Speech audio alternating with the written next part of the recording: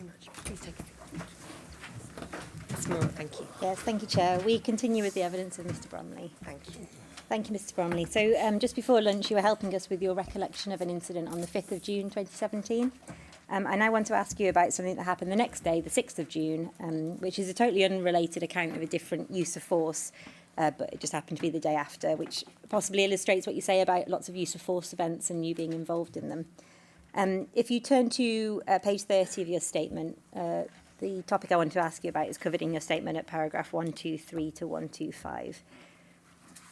You briefly addressed this incident, which involved a detainee called D1538, and it took place in the arts and crafts room. Have you got your account, as you set out here at 123, is that from memory, first response went off, so you get told you need to go to the particular room. You went to the room the incident was in, and you remember seeing D1538, you say, looking extremely aggressive because of his body language and expressions. Later, the situation was de-escalated, and you later learned that he had been attacked by another detainee, I think, but you say you didn't know that at the time when you entered the room. Mr Tully's recollection about this, which we'll come to, is that you told him that DCM Farrell, who was also involved, nearly took D1538's head off. You say in your statement that that must be a mistake. If we go back to the footage, which we've now provided to you and we can show in open session, can we have a look? It's a very short clip. It's Kenkov 1031, V 2017 0606000011. If you play it from the very beginning, please. And I'll ask you to pause it shortly into the footage. Thank you. If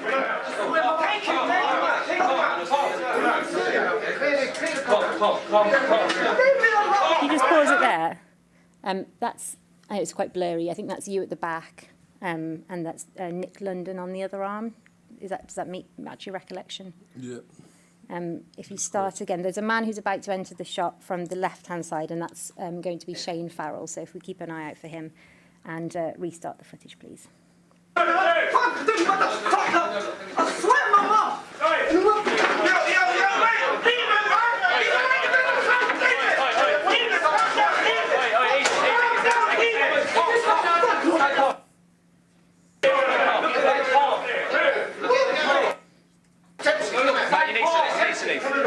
You can stop that now, thank you. So we saw Shane Farrell was the one who came in from the left with the white shirt, and the other gentleman in the white shirt, I believe, was Mr.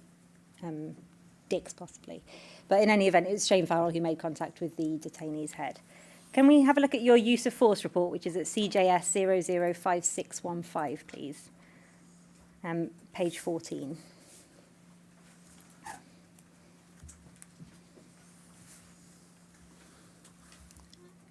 So this is the start of yours. We see your name there, and again, it's done on the day. And going on to the next page,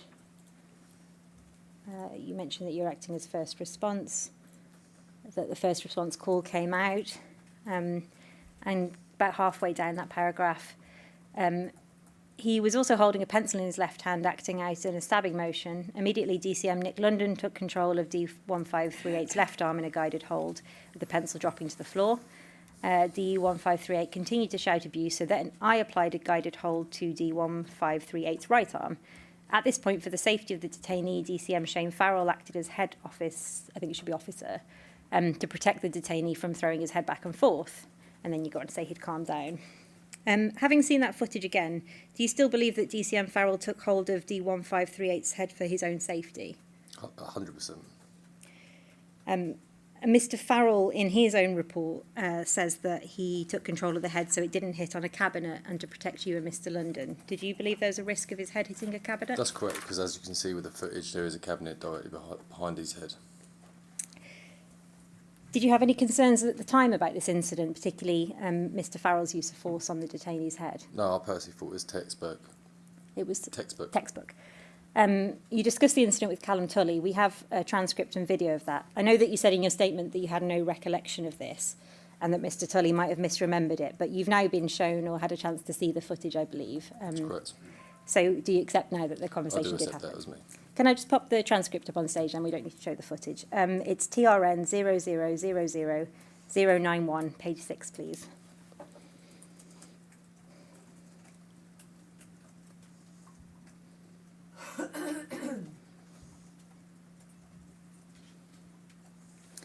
So this is from the same, from a few days later, 4 days later. There's a conversation. Callum starts with that guy in something. It wasn't really restraint. You say, yeah. Callum says, classroom. Did you see Shane? Something. You say, he took his head clean off. Callum says, I know, mate, I know. And then you again, yeah, no worries. I hate being inaudible, stuff like that. To me, it sounded like you said head officer on the video. I don't know if when you watched the footage, you thought you might have said head Possibly. officer. And then Callum says, because I only really clocked it. You say, and they pulled his neck right down. That's why even D197's mates were like something, but they're the ones that fight him. Do you even know what I mean? Do you know what I mean? Callum says, yeah. And then there's more of conversation. So this conversation with Callum Tully suggests, doesn't it, that at the time you thought that Mr. Farrell had gone too far because you say he took his head clean off. No, I'll still stand by my report, and if there's any concerns, I would have reported it immediately. So do you remember why you said to Callum Tully that Mr. Farrell took his head clean off? I have no idea why I said that to Callum Tully. And you say he pulled his neck right down. That's something that I have no idea. I have no knowledge of that incident and this conversation between me and Callum. You don't remember it happening? No. And you can't think why you would have described it as head clean off or pulling his neck right down? No, like I said, I thought it was textbook. And if you did say, and I appreciate that it says inaudible here, that you hated being head officer for stuff like that, is that something that you can comment on? Do you remember being... I mean, it doesn't actually say there about me being head officer, but I mean, I'm confident every role of use of force, whether it be an arm officer, a head officer, an anchor, a cuff officer, I'm confident in all aspects. And just so we're clear, head officer doesn't mean in charge, it means literally the person who has It's control classed of as the head. number one officer, yeah, so it'd be number one officer would be the head. But it also means the head, physically the head. Is that right? Yeah, so number arm one officers are on the arms. Yep. Is the head officer on the head? Yeah, it's Okay. head officer. Yeah. And can we go to TRN 0000089, please? Page 26.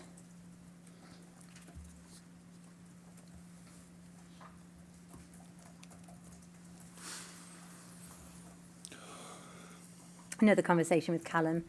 Ryan, what happened up there in the something? I missed the start of that. So this is the day, so you can see the day at the top. This is the same day as the incident, rather than later, like the one we just looked at. You say something, I don't know what he was arguing over, inaudible. When we got there, the kiddie was kicking off, trying to get back at him, inaudible. And he just grabs hold of the guy, that was it. I think that's talking about the detained person. Callum says, I saw Shane put his head down. And you say, I don't know, but the thing was, it was in front of everyone. Do you remember this conversation? I don't remember this conversation, but obviously seeing it there, it seems to be my name on the transcript. Do you know what you might have meant by it was in front of everyone? Yeah, as you can see with the footage, it's not an empty classroom. And at the bottom, so lines 921 to 923, you say, well, the thing is, it's like halfway through my fourth something day, and I was first response. I shouldn't have something, to be fair, but you've got to, ain't you? Are you talking about that you'd worked 4 days in a row? Yeah, it looks like it. And something that you didn't think you should be first response if you'd been working 4 days in a row? I don't know, it isn't clear with that transcript. Was it ever the case that you'd worked 4 days in a row and you thought, you know, I'm too tired or I've been working too many days without a break to be use of No, I was force? always good at my job, always confident with it, and if I had any concerns, I would have taken time away from the building. So you say that if you had concerns about Mr. Farrell acting with excessive force, you would have reported this? Definitely. Who would you have reported it to? I would have SIR'd it, I would have spoke with a senior manager and discussed my concerns about it. And you say that despite the conversation that you've now accepted happened with Callum, where you say he took his head clean off, he pulled his neck right down, this wasn't an occasion where you felt you needed to report? No, as I said, it was textbook. Turning then to another use of force incident, however, this is a reported assault on you by a detainee rather than any use of force against a detainee, primarily. This is one that took place on the 14th of April 2017, so right at the start of the relevant period that we're looking at. And you deal with this, Mr. Bromley, at pages 40 to 41, thank you, of your statement, paragraph 163 to 168. And we've shown you a document, but I don't need to bring it up on screen. Do you recall this event when you were monitoring detainees who were on the courtyard protesting? I vaguely remember it, yeah. And I think you say in your statement you were inside because you were told it wasn't safe to be outside with them. I vaguely remember that, obviously. It was a long time ago, so I don't have a fresh memory on it. Do you happen to recall what the protest was about? No. Do you remember other protests around this time? No. You don't. Do you remember any protests at Brookhouse? Not while I was on shift. Turning back then to this incident in particular, which you do seem to remember because you set it out in your statement, you said that you saw a detainee go to the floor and have what you suspected, I think, to be an epileptic fit. Correct. And what happened next? And obviously, as officers, we've got a duty of care, so the decision was made to enter the courtyard and try and clear the surrounding area so we could check the detainees' welfare. And you say that detainees told you to let the other detainee who'd gone to the ground die. That's correct. Obviously, you didn't do so. You went to him. Yeah, we went straight to him, dispersed the crowd as much as we could, but that still didn't stop it. And you said they were calling me a criminal. Yeah. And a detainee then punched me on the back of my head. That's correct. And you pushed him away. That's correct. And the next thing you say you recall is DCO Shadbolt was on one side of you and DCO Sayers on the other side, and you call it marshalling, so they sort of protected you to go back inside. After this had happened, were you injured? Did you have a headache or any bruising? At the time, I had no bruising, but I was concussed. I was definitely concussed. Were you taken off duty after this? I have no memory of that. I can't remember what happened after that courtyard incident. Do you remember if you were offered any support by any of the staff?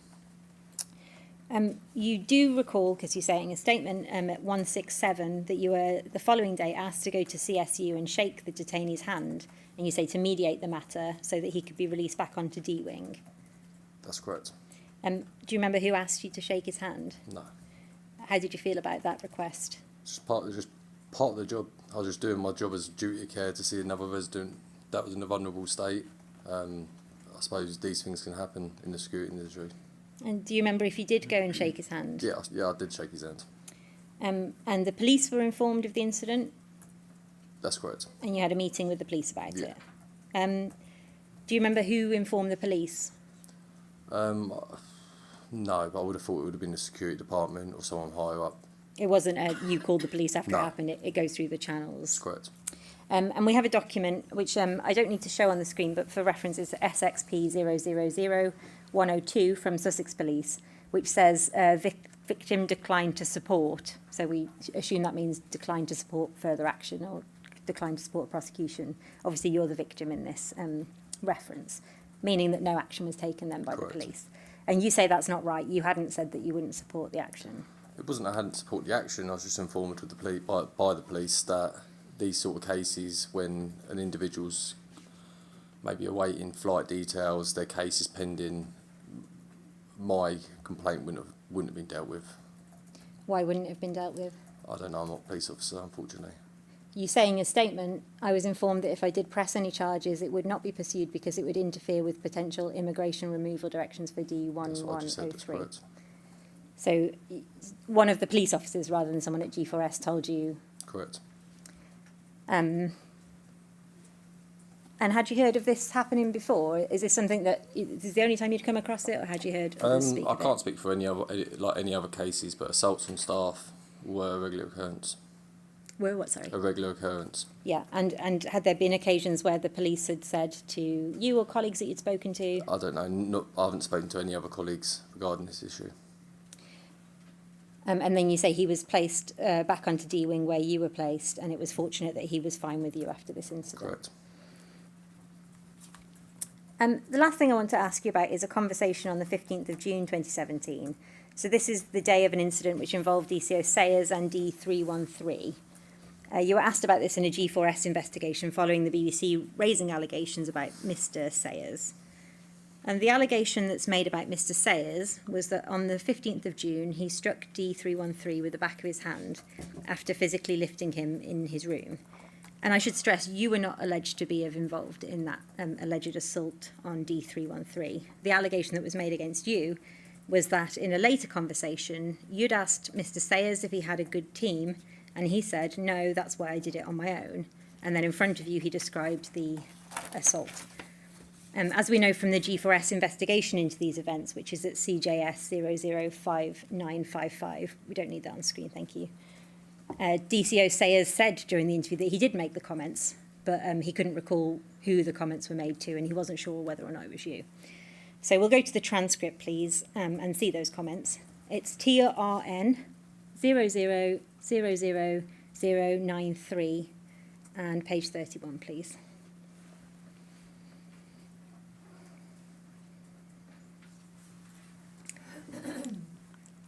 Thank you. It starts with comment from Callie. Callum Tully. Here you've made a new friend, Sean. And then somebody says, Male Officer 1, who have you fallen out with? Putting on an accent, all right, Governor, yeah. Then there's some further discussion at 1112. Callum Tully says, do you know about the threats he's made against you? Sean says, threats against me. Callum Tully, Dan Lake said you already know, so I haven't SR'd anything yet, but I'm in the library next so I can write an SR. Sean says, when? Was he doing it when I wasn't there? Callum Tully says, when I went up to the wing, he was basically saying, you've made the biggest mistake of your life, and all that stuff, blah, blah, blah. You don't know who I am. Sean said, did that years ago when I got my missus something.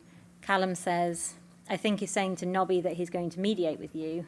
Sean says, fuck off, not going to mediate with me, cunt, straighten things out, inaudible, fucking squeeze, inaudible. Male Officer 1 says, you got a good team down there?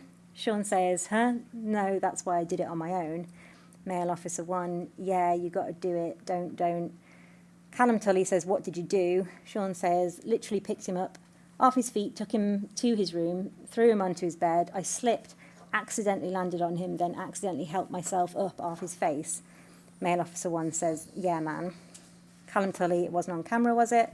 Sean says, huh? Callum Tully, it wasn't on camera with it, was it? Sean says, no. Callum Tully was going to say, mate, you should be careful. And then a voice says, guy was well and lucky, mate. So I understand you've now reviewed the footage of this conversation, and the man that was referred to as Male Officer 1 is shown briefly at the end of the clip. The BBC identified this as you initially in a letter that you received before the broadcast, and this will be because, on behalf of the BBC, they were told that it was you in the room. Do you now accept that it was you who made the comments attributed to Male Officer 1? Right. From looking at the footage, then, yeah, it could have been me that made that comment, but I remember you could hear in the news behind it, you could actually see the Grenfell Tower had just happened, so I was more concentrating on watching the news than I was any of this conversation. So you might not have been listening to the conversation? I have no knowledge of this conversation. And do you remember saying you got a good team down there? I have no memory of this conversation. We can watch it if you want to remind free. yourself of it. I think we can watch this in open. If we put it on KenCarve 1036 v 2017 0615 00019. And if you could start it at 3 minutes 35, please.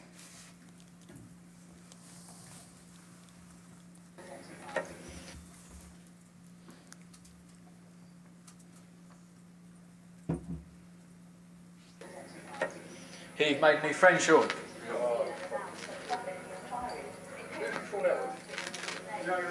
Governor? Yeah. He'd be alright, No, he's out of his shit, yeah. Do you, He just went for me. what? Yeah. Do you know about the do you know about the threats he's made against you? Threats against me. Because Dan Lake said that you already know, so I haven't SR'd anything yet. But I'm in the library next, so I can write an SR. When was he doing it when I was not there? When I went onto the wing, he was basically saying you've made the biggest mistake of your life, and all that stuff. Blah blah blah. You don't know who I am. 8 years ago when I got my missus pregnant. Yay! But I think he's saying to Nobby he's going to mediate with you. Shaking his hand, fucking squeeze his hand. Beautiful shit. You got a good team down there? Huh? No, that's why I did it on my own. Yeah, you got to do it, yeah, don't. What'd you do? Literally picked him up off his feet, took him into his room, This is the area threw him onto the bed, least affected by slipped, accidentally landed on him, then accidentally helped myself up off the space. Yeah, man. All that's in there.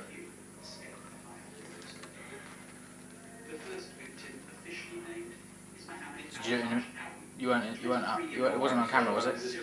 Wasn't on camera, was it? Just gonna say, mate, you should be careful. That guy's well unlucky, mate. Fled Syria away from the war. Oh, you can take that off the screen now, thank you. So you accept that you may be the man who said, have you got a good team? Yeah, maybe that man. And what would be meant by have you got a good team? I wasn't even focusing on that conversation. As you can clearly hear at the end of the video, I was talking about the news. You weren't talking about the news when you said, have you got a good team, were you? No, I must have overheard the conversation, a slight point of it, but I've no knowledge on this incident. Does it mean a team who'll cover up for you if they see you assaulting a I just detainee? asked if he had a good team. I don't know anything else I can say on that. Mr. Sayers says in your presence, and I appreciate the TV's on, but you can hear him speaking, literally picked him up off his feet, took him to his room, threw him onto his bed. I slipped, accidentally landed on him, and then accidentally helped myself up off his face. That's describing assaulting a detainee, isn't it? Well, after hearing and seeing the footage, then at the time, if I was actually paying attention to that conversation, I would definitely have reported Sayers. You'd have reported because I didn't hear it. I didn't report it. if you'd have heard those exact words. You would have. Oh yeah, reported because him. it's assault. Who would you have reported him to? I would have put SIR in, and I would have gone to senior management with my concerns. And presumably you wouldn't have asked him if he had a good team. Like I said, I was too busy watching the news to worry about this conversation. You and Mr. Sayers were on the initial training course together, I think, That's correct. and then you worked on D-Wing together. For a short period. And you say in your statement that you were split up from that to avoid being on the same wing because sometimes you were both needed in use of force so that correct. each wing wouldn't be short when you were split up. And as we just heard in the incident on the courtyard, he was one of the people who protected you and brought you Yeah. back into the building. We already discussed Mr. Sayers and his use of force on D390, so where you recorded on the form that he tried to negotiate but was ignored by the detainee, and you said that he placed a shield on D390 when his attempt to negotiate failed. That's correct. And you've accepted now that he didn't give him a chance to ignore his instructions and try and sit on the bed. In fact, he rushed in. Throughout the course of the whole CNR, he was trying to de-escalate that detainee. What I'm going to suggest here is Mr. Sayers spoke in front of you about assaulting a detainee, and you heard him, and you chose not to report him. Unfortunately, like I said before, I wasn't paying attention to the conversation. I was concentrating on the Grenfell Tower fire. And your statement reads, Mr. Bromley, at page 48, when you were asked about Mr. Sayers, as well as other people, I had no concerns about his views or behaviours. I do not recall ever witnessing Sean Sayers use derogatory, offensive or insensitive remarks and did not witness any incidents of verbal or physical abuse.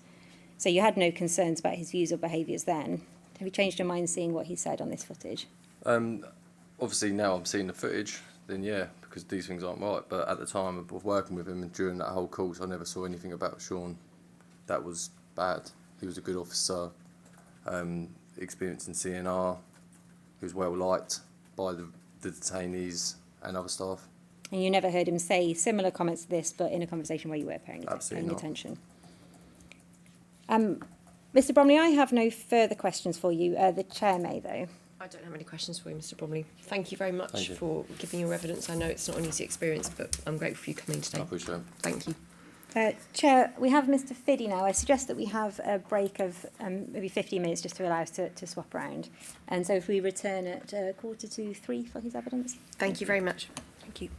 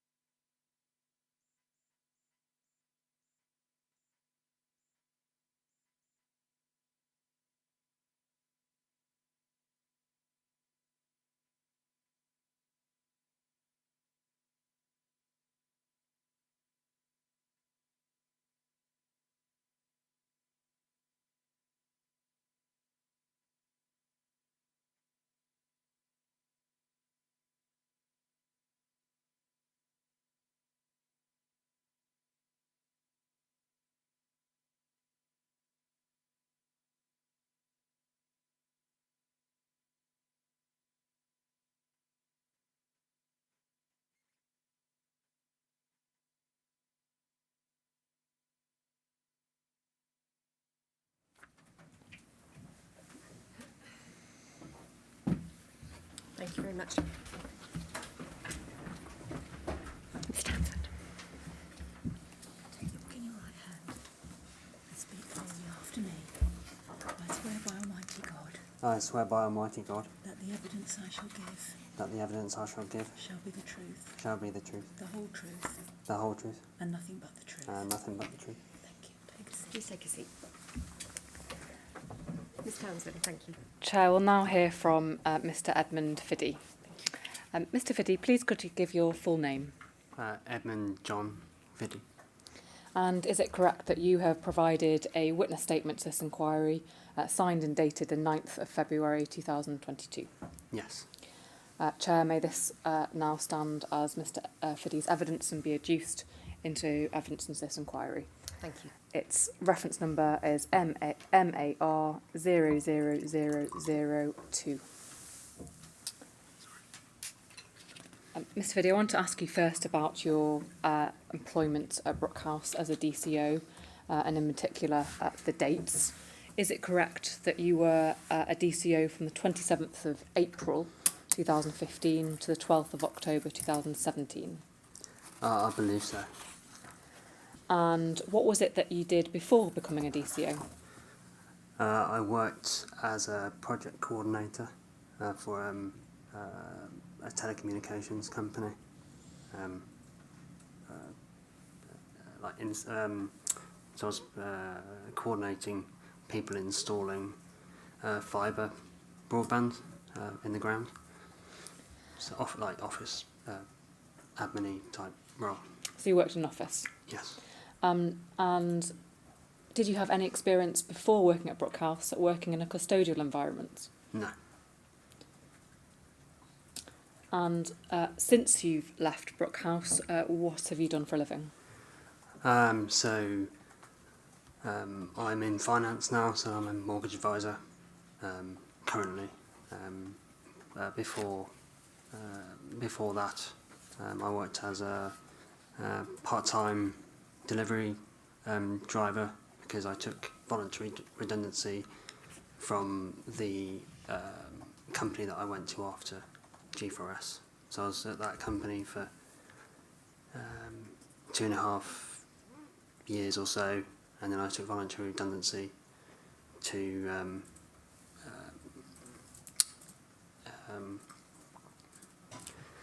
sort of see where I wanted to go next, and I took qualifications to become what I am now.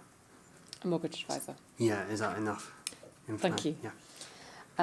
You left in October 2017 Brookhouse, which was just after Panorama aired.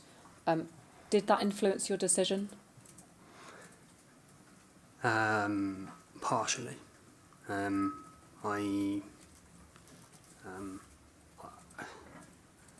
I wanted to leave before, and I didn't see a way out mentally.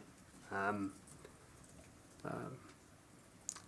became, I guess, conditioned to working the shifts, 2 days off, working the shifts, and I've I thought I wanted to, go and sort of do another career, but yeah, it was part of it. I couldn't believe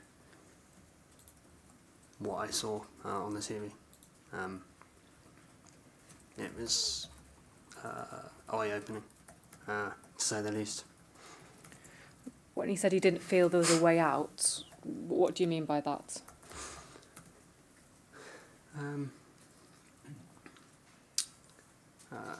I think being in the mental space that I was at the time, I think it was hard to sort of think about your own future and think, what do I want to do with my life? And because you were so tired, and it was always abuse, and I wasn't. It was really hard to focus on myself, if that makes sense. I don't want to ask you about details, but what do you mean about not being in the mental space? Just mentally drained all the time, and you know, that's what I mean. I don't know how to. And why were you mentally drained all the time? The shifts were 13 hours or so, and well, you wouldn't really get a break. It was relentless. I mean, there were good days when things were running well,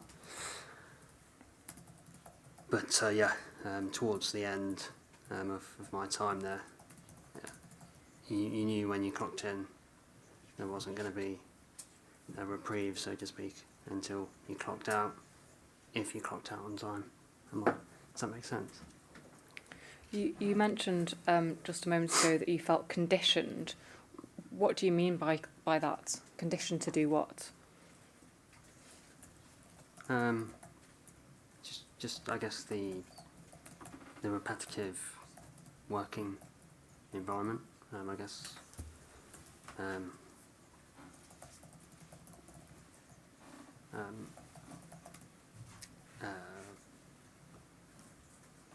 Yeah, I guess not institutionalised. That's the wrong word, but I guess it's monotonous. I guess. It's a routine. It's the working of the centre. Does that make sense? I don't know. Just before asking the question, may I ask you to move forward closer to the microphone? I understand not everybody can hear you on the live stream. Sorry. Is that better? I'm afraid I don't know because I'm not watching, but if you could just move a little bit closer. Thank you. So you were saying that you felt conditioned by being in a routine and in a shift pattern. Yeah. Did you feel conditioned in any other way to behave in a certain way when you were a detention custody officer? I was very young at the time, and you're thrust into a job of not authority, but you know you're sort of looked to organise the running of the centre, and I was 24 or so, naive to custodial working, and yeah, you had to encompass the role of a kind of a manager, yeah, not an actual manager, but you are managing the routine, the running.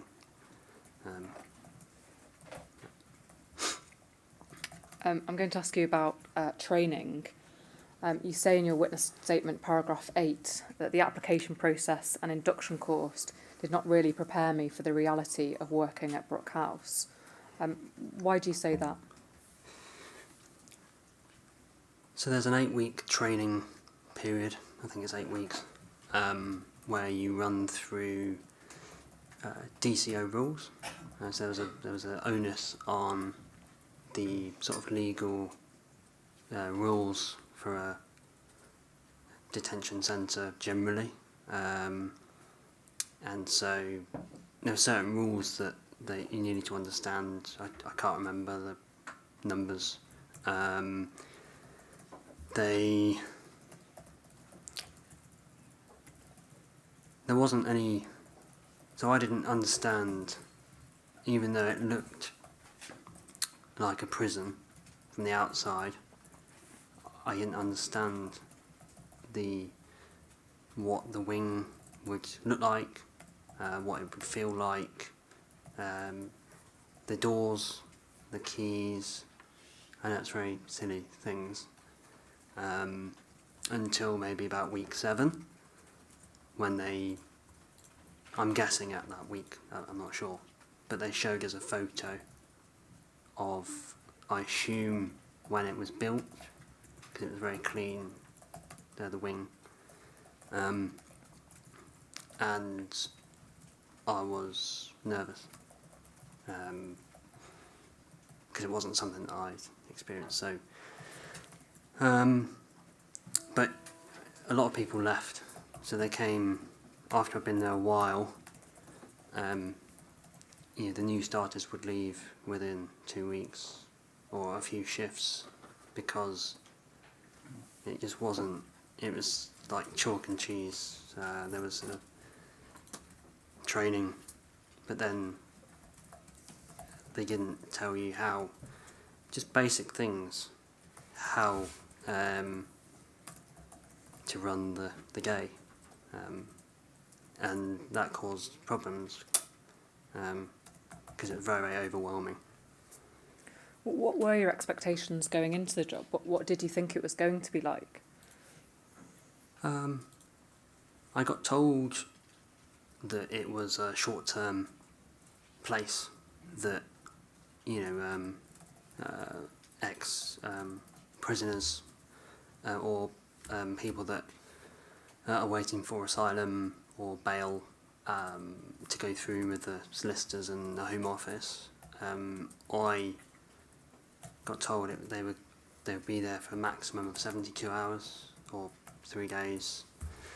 And what was the reality? It was ridiculous for the detainees because it was uncertain. They would come from prison, for example, they'd done 2 years or whatever, and they were coming to us, and it was indefinite. People were there. I remember there was a Vietnamese chap, and he was there for, it felt like 2 years. I mean, he was there a long time. I don't know why. I don't know why they were there for that long. Sorry. So you've spoken about the differences between your expectations and the reality in relation to what type of or how long somebody was going to be detained there and what type of person was going to be detained. Were there any other differences between your expectations matching that of the reality at Brookhouse?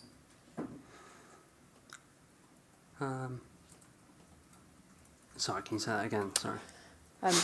You said, what you just said now and also in your witness statement, that the reality was very different to what you expected it to be like. Why, apart from how long detainees were detained, what were the differences between what you expected and how it actually turned out to be?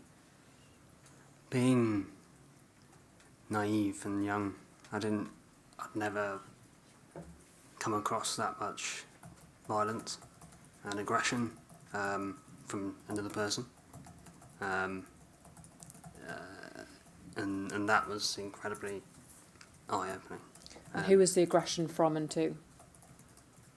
There were some very aggressive detainees.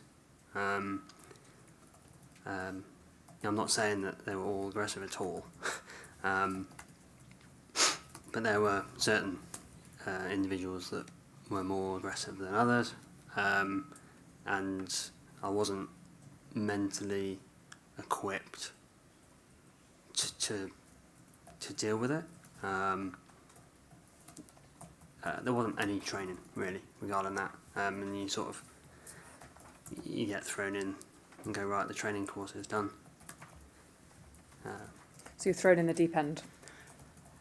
Yeah, it was very much sink or swim, excuse the colloquial term. And there's a lot of people that had to leave, for themselves. You say there wasn't really any training. You say in your witness statements that additional training would have been helpful. I think that's paragraphs 1169 and 122 to 123. What kind of training, additional training, would you like to have seen?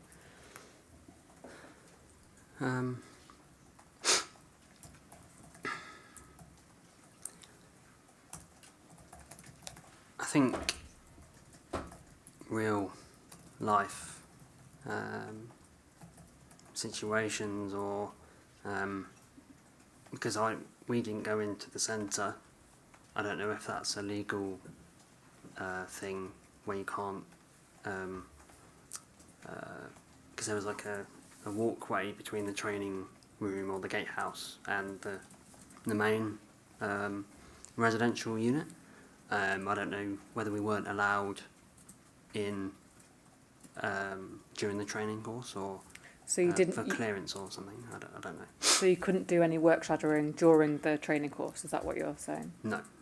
And would that have been helpful? Yes, because in hindsight,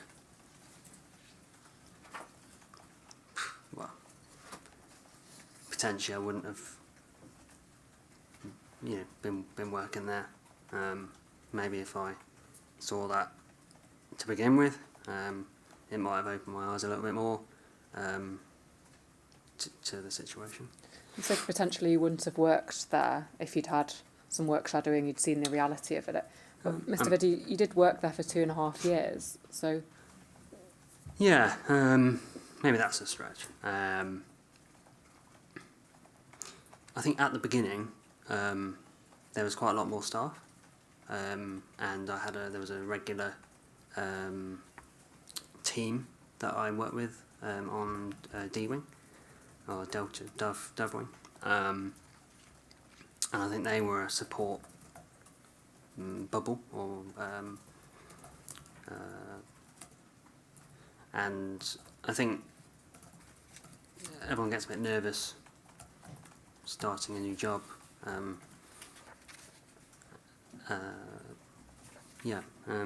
I think I wanted to give it a go and try and make a difference, and I didn't want to be a quitter. I didn't.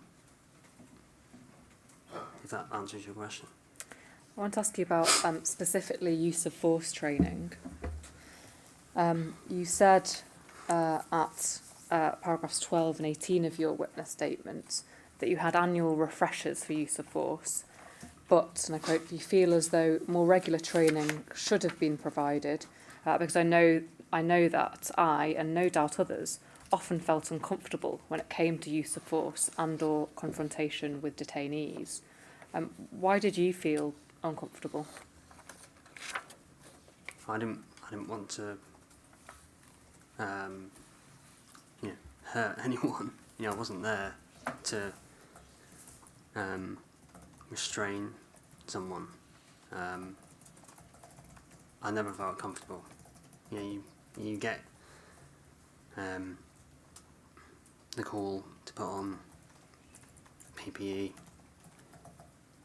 and instantly, your body is, or my body, it's scary.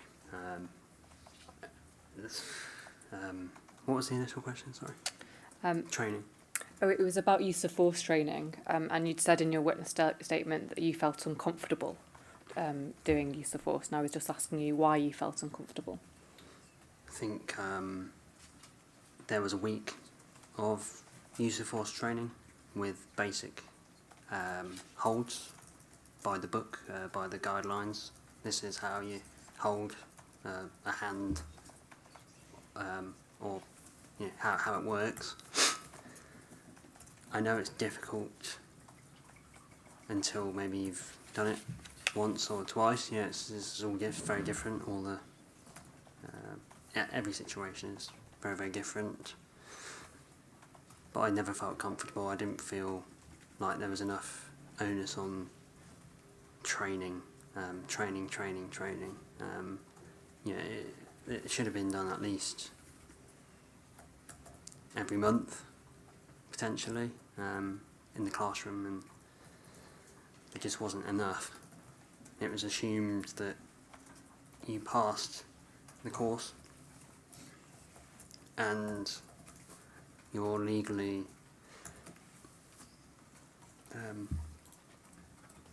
trained to do it, which after a week is, in my opinion, not enough. And you said that no doubt others often felt uncomfortable. How did you know that other detention custody officers felt the same way? They used to fear it, and they used to say. I used to get the phone call sometimes on the wing, and it was like luck of the draw, and you wished it wasn't you, personally, and you were in fear of it. What were you in fear of exactly? It was a very dangerous place, and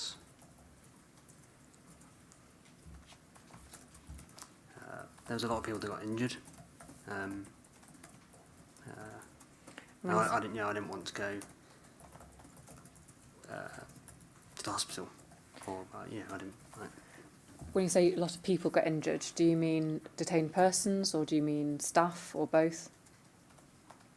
I assume both. I know. I'm unsure about the detainees. I'm unsure. I don't know.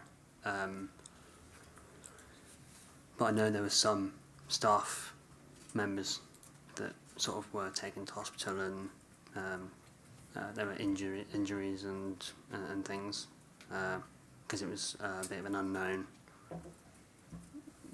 What's the situation in the room, and things like that. Does that answer? I'll come back to specific use of force incidents in a moment. I want to now move on to your views about senior management. You say in your witness statement, paragraphs 47 to 48, that they were notoriously unavailable during a shift if they were asked to come to the wing floor. And you said that they stay in their office on the top floor and only came down briefly to review and sign ACDT forms, which took about 5 minutes. Are you talking there about DCMs, or are you talking about further up the line of senior management? The senior management team. And anyone in particular that you felt should have been more visible and wasn't? All of them. So Steve Skip, for example, or Jules Williams, Michelle Brown? Jules was around more than Michelle Brown and Steve.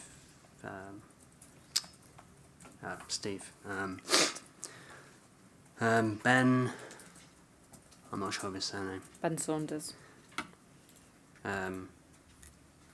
I don't recall seeing him ever on a residential unit. However, he'd sometimes come to the briefings in the morning. And are you able to give any examples of when it was an issue that there were no senior management, members of the senior management team that were around on the wing? Like a specific. Yeah. I'm not sure. I can't. I don't know. So why was it or was it an issue, the fact that senior management weren't around? There was a lack of leadership across the whole company. I'm not, potentially they could lead by example, and because a lot of them, I believe, have worked as a prison officer or on the wing, or so their insights and their I think there were some detained persons that wanted to speak with a bit more of a higher manager, not just a DCM, and it was tricky to get them to come down to speak with people. And what kind of issues would detainees raise, which meant that they wanted to speak to senior management?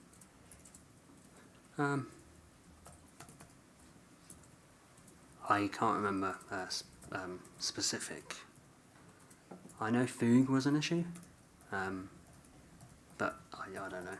Sorry. Say food quality, quantity, that type of thing. I think both. Variety. But yeah. You've mentioned Jules Williams. In your witness statement, paragraphs 43 to 45, you say that you felt bullied and treated unfairly by Jules Williams. In what way?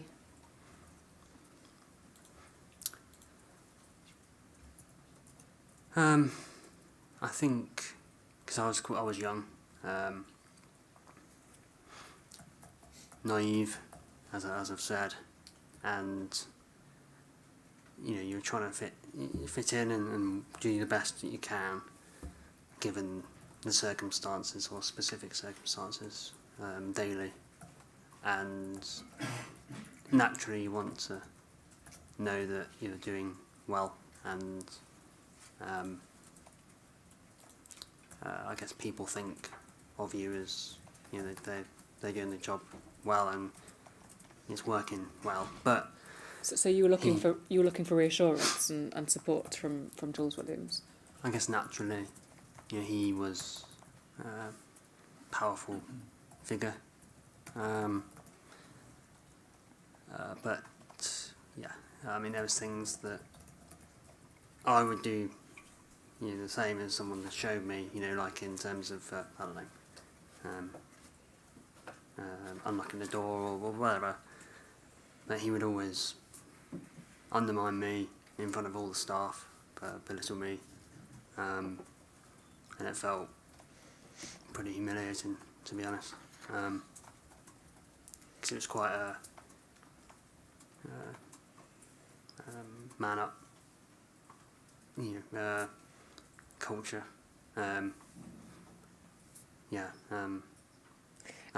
In what situations did Jules Williams tell you to man up?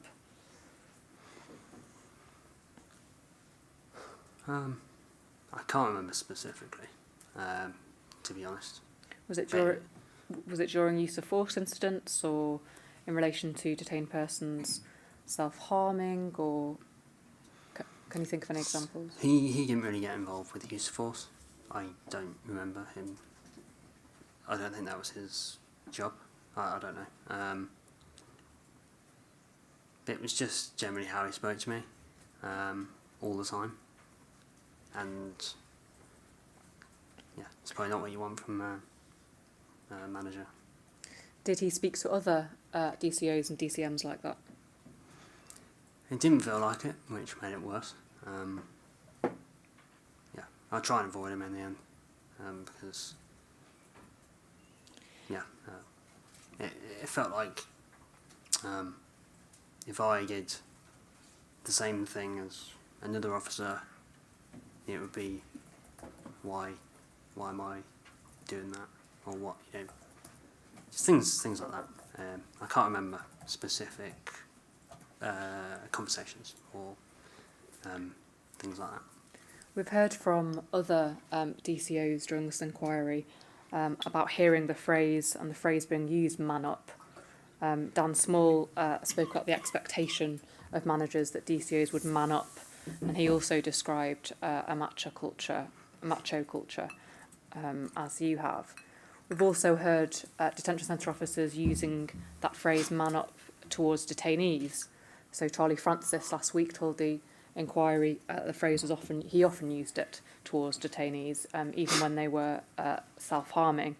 Darren Thompson this morning admitted saying it when a detained person had asked for underwear. Was this a phrase that you heard a lot, man up? Not from recollect, not literally, I don't think, not that I can recall. And do you recognise the description that Dan Small said about the culture being a macho culture? Yes. And why do you say that?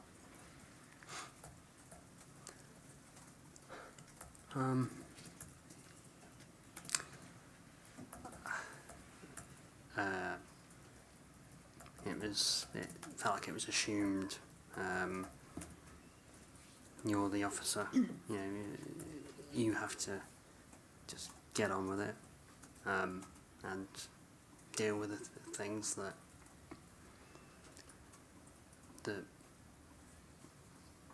personally I needed more help with, mentally, and it was just a get on, do it, and it was like the staff. If there was an incident or something, you would have to crack on and do it, and then try and make sure everything else is maintained and running, and it's just deal with it basically, which I assume is like a macho thing to say and do. And that phrase "man up," do you think that kind of language contributed to that macho culture? I guess if it was used specifically, the words, you take from it,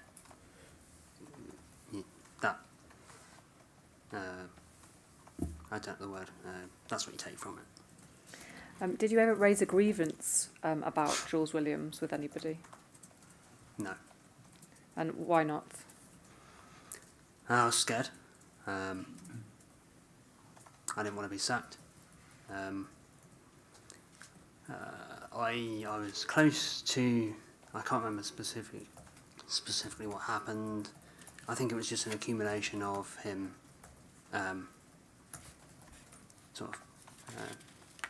being at me sort of thing. And I went to HR because I was upset. I can't remember why. As I say, it was more of an accumulation. So I went to HR and I specifically said it's borderline bullying. I don't know why I remember that, but I sat down for 5 minutes, which was nice, and then I went back to the wing and just got on with it. So you sat down for 5 minutes, which was nice. Why was it nice? It was a nice atmosphere at the top of the building. It was quiet, and it didn't feel like a prison, because it was like an admin-y type. The senior managers' officers were there. The HR was there. So, yeah, the noise is loud. So it was nice. Just, but I guess I felt bad for leaving the unit, because if you leave to do something, you're leaving the unit. The wing, like short-staffed, and you felt bad. You felt like a responsibility to the staff and the detainees, because there's always things that need to be done, and if there's only one, unfortunately you can't do everything. We'll come on to staffing levels in a moment. So you went to HR about Jules Williams and complained about what you described as borderline bullying. Yeah. Was anything done by HR? No. I didn't. I didn't want to make waves. I didn't. As I needed the job, and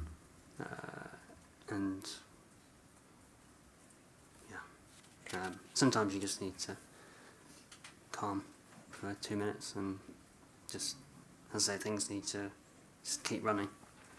So. Did you think about using a confidential whistleblowing line, like Speak Out, in terms of G4S? I don't know what that is. So, I'll move on to staffing levels. right. You say in your witness statement that there were times when there were only 1 or 2 staff on the wing. That was for how many detainees?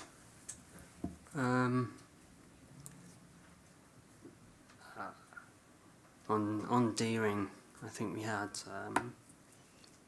102, 110. Was 20. I think there was 20 rooms on each floor. Maybe 120 then. I'm not sure. I can't remember. And why was that an issue, having only 1 or 2 for that many detainees? I think there's you worry. If people needed your help, if there was some sort of incident, I don't know, if anything, if people needed you for something, obviously you'd be helping or doing the food, the servery bits, and you can only spread yourself so thin, and it just made things harder because you just be trying to fight fires, not literally, but just to try and help everyone, and it was really hard. And I appreciate that it wasn't the detainee's fault, and it was they were getting annoyed by it, understandably. What wasn't detainees' fault, sorry? The staff. If I couldn't help, tensions will build because you might not be able to help someone. I don't know, their phone was in the office or something, but then you had to do the food as well. So that's what I mean. So you were stretched. Yeah. That's the effect on detained persons of understaffing. What about the effect on staff?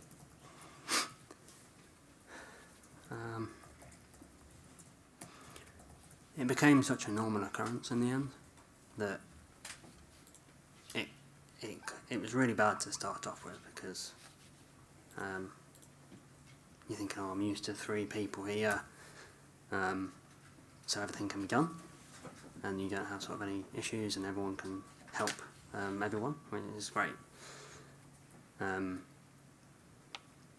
But there was always fear. I think there's no breaks because you can't leave. You can't say, well, just sort the wing out yourself, and you can't leave.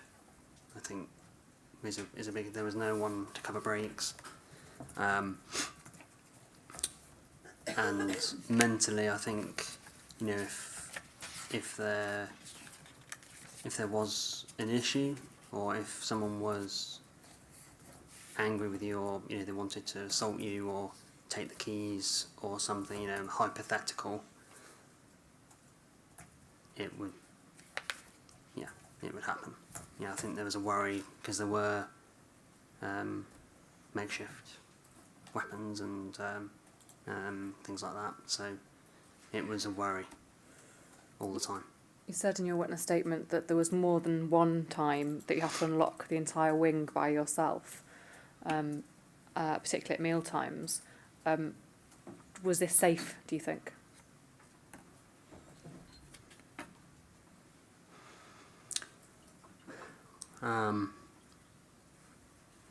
It's a hard question. I think if everything's running smoothly, everyone has the dinner and things, but no. I mean, you've got 120 people, but it's something that you try and not think about,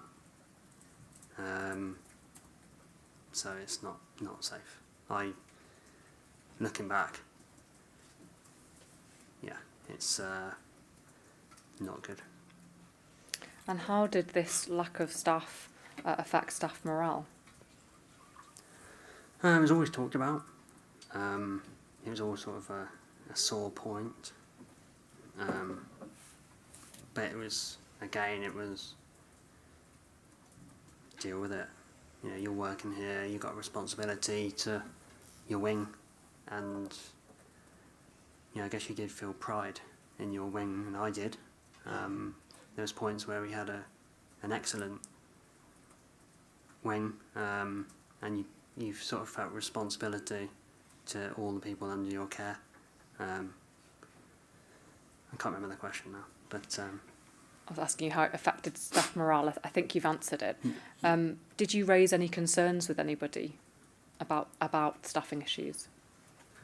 yes, I'd always mention it verbally to most people, because it was a general conversation. Everyone was moaning about it generally. I brought it up. So we used to have meetings every 6 months or so, when they used to lock down the centre so that we could have a staff briefing, or I'm not sure what they were called, but it was like a annual or biannual meeting, and I brought it up in the meeting in front of the whole centre, and afterwards people were saying, oh, we're glad that you brought it up, because not a lot of people did bring it up to sort of senior managers. And just pause there. Do you remember when that was? No, I don't know. So was it 2015, close to when you started, or close to when you finished in October 2017? Do you think? Probably in the middle. I have no idea. I'm sorry. You said you raised it with senior management. Was there anyone in particular that you raised it with? Well, Ben Saunders was in the meeting. I assume the other senior managers were there, because everyone was there. And Michelle Brown. And what did Michelle Brown say in response, if anything? Again, deal with it essentially. She said it was expensive to train officers, and she said, maybe not exactly this, but it's sort of upwards of £6,500 to for the recruitment process and the training and things like that. So obviously, budget was a big thing for them, but they saw that we were struggling every day. So I want to ask you now about use of force incidences. There were often unplanned use of force incidents to prevent detained persons self-harming. Were you often called to incidents like that? There was a use.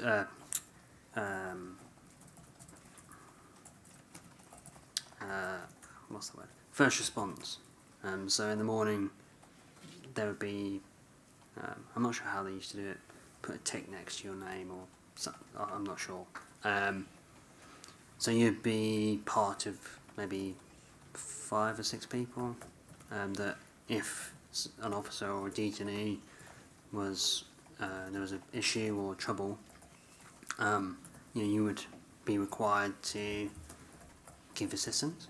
But in terms of unplanned, I guess everyone potentially would have been in that situation because things did escalate, between all the guys. I can't remember a specific instance of that.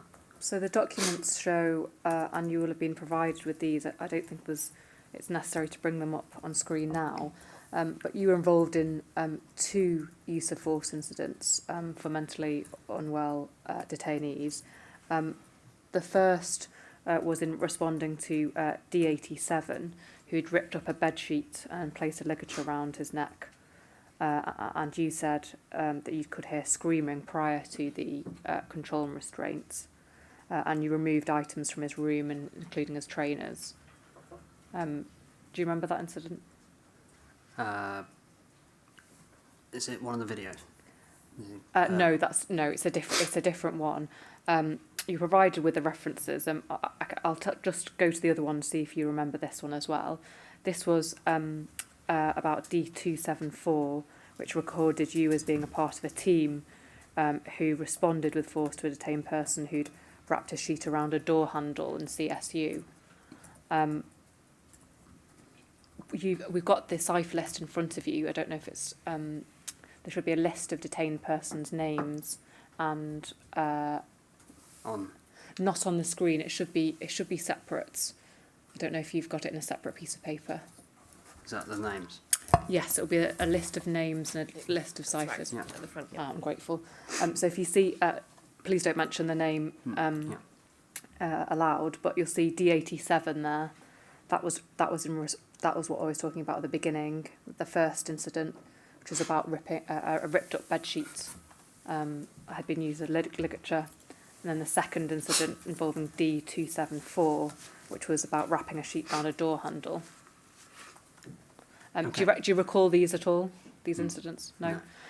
Was it quite common that you had to respond to incidents where detainees were self-harming? Yes. I can't remember many instances from recollection, but I do know there was a lot of like razor blades and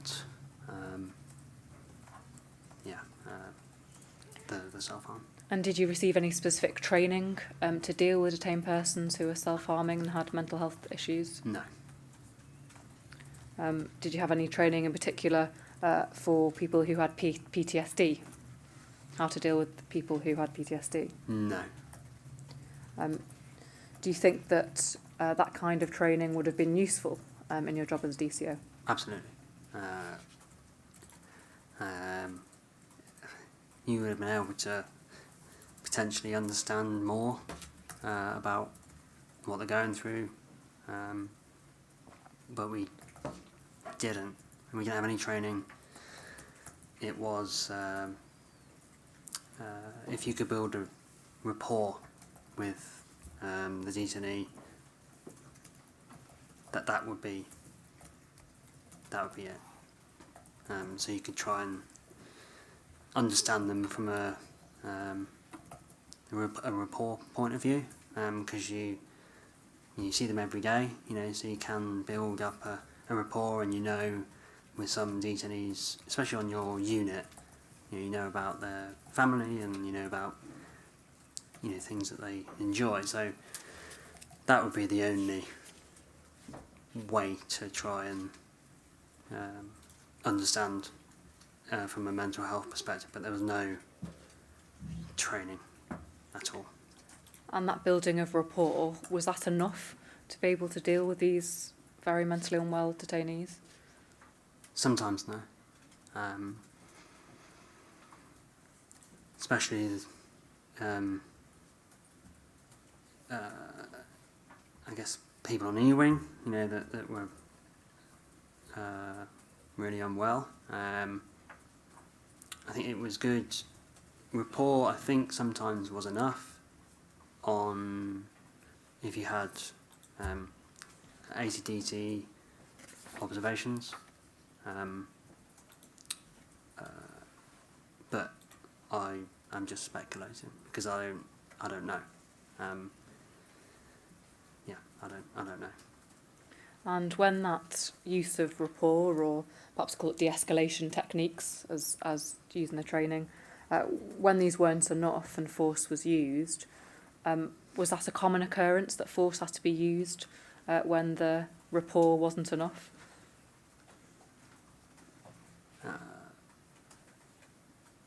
Can you let me rephrase the question. You said that sometimes that rapport building or de-escalation techniques, talking to a detainee, it wasn't enough to help a detainee, to stop them from self-harming. Did that mean that force sometimes had to be used to stop a detainee from self-harming?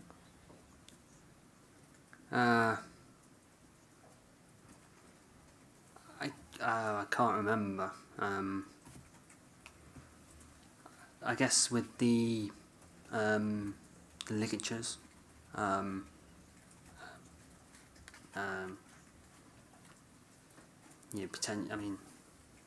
the this obviously force team had to go in, as shown on some of the footage, with people that had the bed sheets and things, but I don't know a frequency. I don't know how often, or I wouldn't know that information.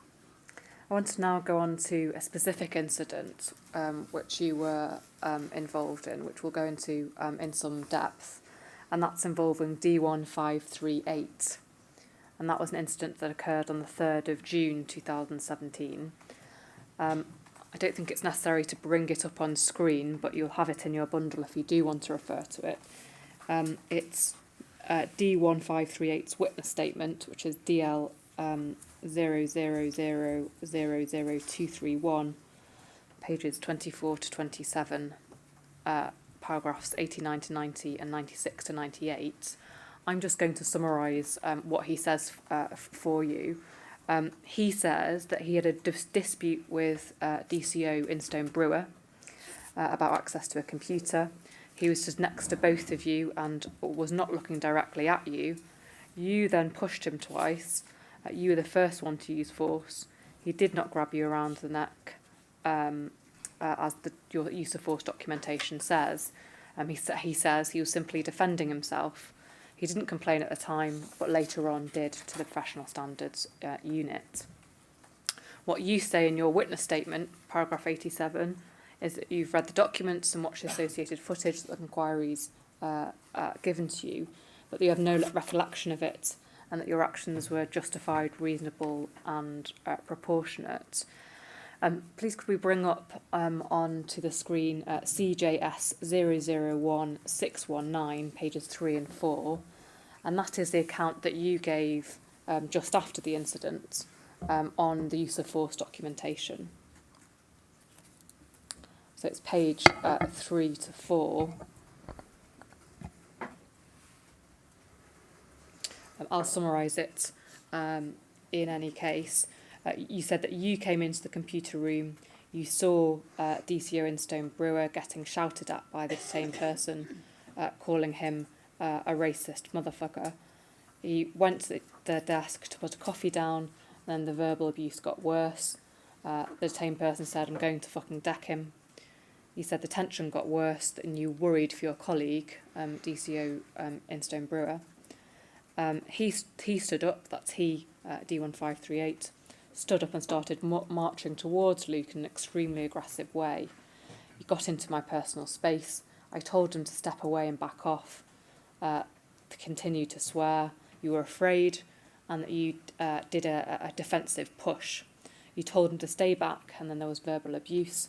He then came to my left to maybe attack us, so I pushed him again. He simultaneously grabbed my back and neck, and I pushed him harder to stop him from assaulting me. If we can play now the CCTV footage, it's disc 4, UOF 13617. And if I could ask Zainab to play from 125, please, and playback speed 0.5. This is the CCTV from the incident.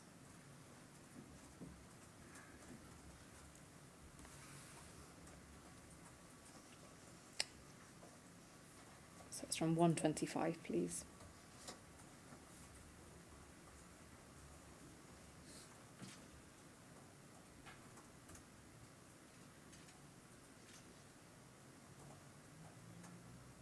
Thank you.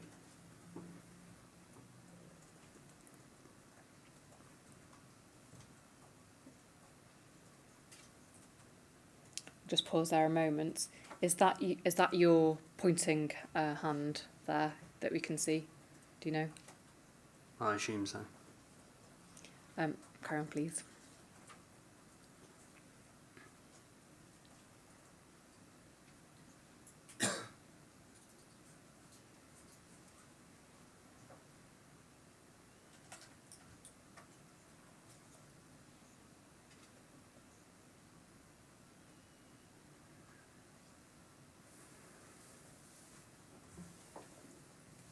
Thank you. end there. Thank you very much. We also have the PSU rather, complaint, which was found to be unsubstantiated. That's at page 20 of CGS 003348. They found it unsubstantiated because, and I quote, evidence supports that Mr. D1538 was primarily directing his aggression towards DCO Instone Brewer, and that DCO Fiddy placed himself in a position to protect his colleague. That positioning resulted in the invasion of DCO Fiddy's personal space by D1538 and the resultant proportionate use of force. Mr. Collier, John Collier, who is an expert that the inquiry is commissioned to look at use of force incidents, says as follows, and we can have a look at this on the screen, please, Zainab. It's INQ 000111 at page 112.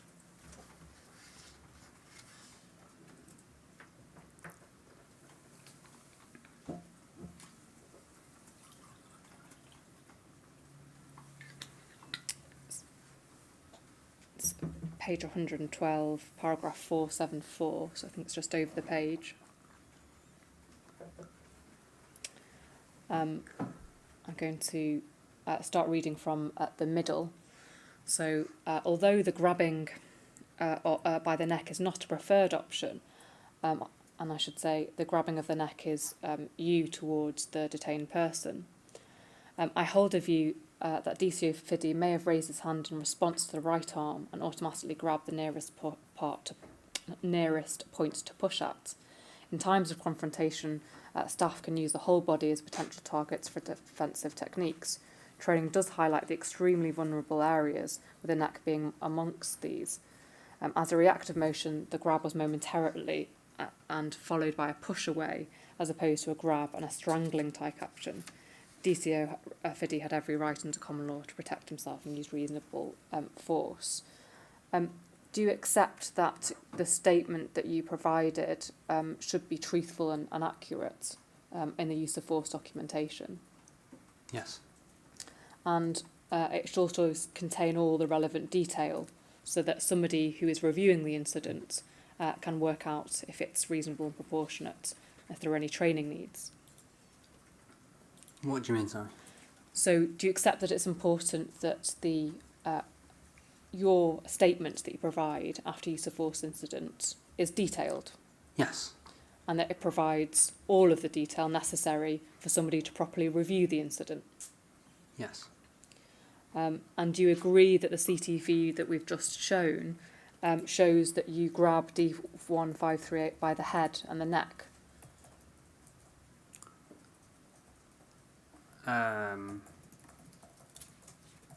In terms of grabbing, I mean, I can't remember the incident before watching it on egress and just now.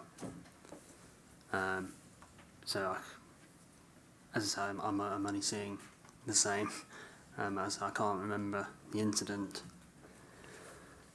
Do you accept that the CTV shows that you do grab the detained person by the neck? I can't. I mean, I guess I assume so. I'm not asking you to assume anything. I'm asking if you saw the CCTV which showed you grab D1538 round the neck. I don't.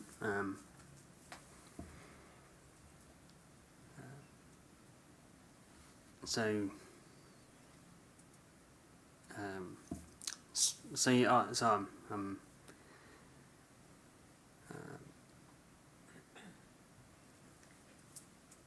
yeah, I don't know how to. Would you like Ms Townsend to ask the question Yeah. again? Yeah, sorry. Repeat the question, if you would, please, Ms Townsend. So Sorry. we watched the CCTV just a moment ago, Yeah. and I'm asking you if you accept that the CCTV shows that you grabbed the detained person round the neck. We can watch it again if you would like. Yeah. Yeah. Can we see it again? Yep. So it's from 125, please. It's at, ask again at 0.5 playback speed.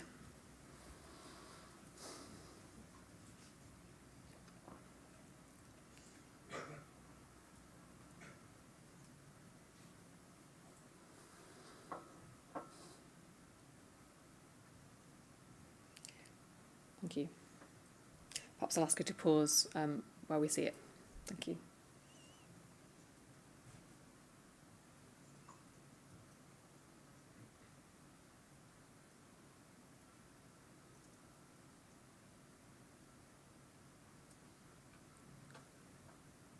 Let's pause there. Did you see that, Mr. Fiddy? It looks like a push. I mean, he's grabbed my arm by the looks of it on the CCTV. So- I guess grabbing would insinuate, wanting someone to be closer to you as opposed to being pushed away. But would you agree that the contact that was made between you and the detainee was on the detainee's neck?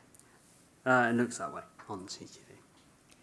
And you accept that you did not put that in your use of force statement?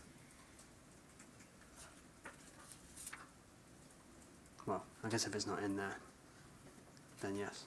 And you agree that the training provided to you was that you should not touch or grab or push a person by their neck because it's an extremely vulnerable area?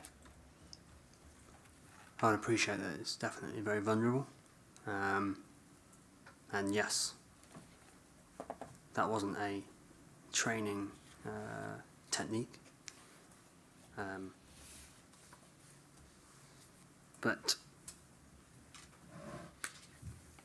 I guess that's shown in the report. It was justified at the time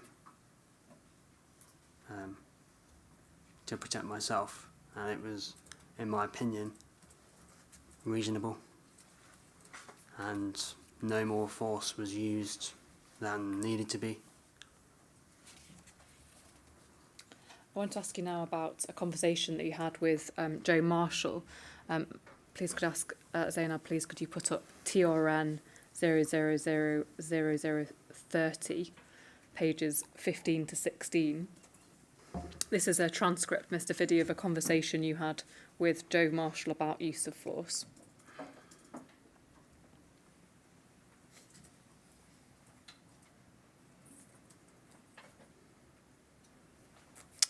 It's tab 6 of the bundle, if you want to follow it with me.